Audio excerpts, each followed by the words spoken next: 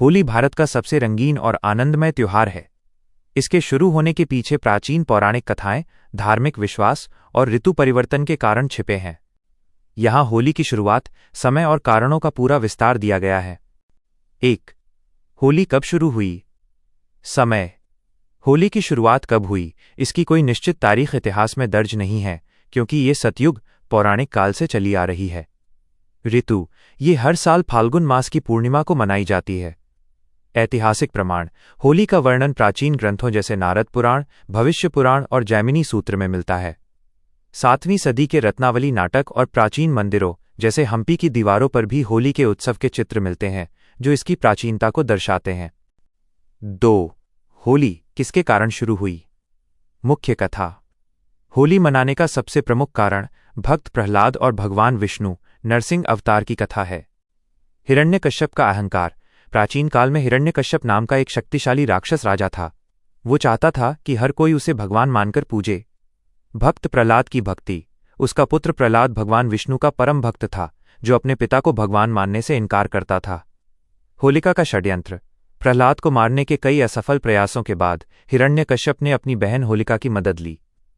होलिका को यह वरदान प्राप्त था कि वो आग में नहीं जलेगी। वो प्रहलाद को गोद में लेकर चिता पर बैठ गई। बुराई पर अच्छाई की जीत।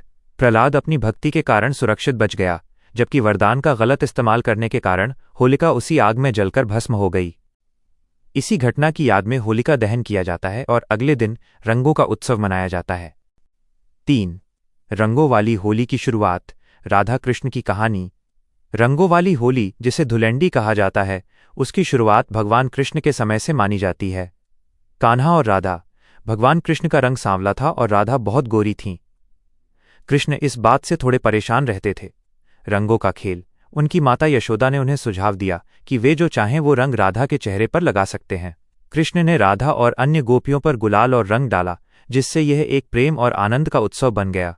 आज भी ब्रज, मथुरा, वृंदावन की होली विश्व प्रसिद्ध है। 4. अन्य महत्वपूर्ण कारण। होली सिर्फ एक धार्मिक कथा नहीं, बल्कि इसके पीछे सामाजिक और प्राकृतिक कारण भी हैं। ऋतु परिवर्तन।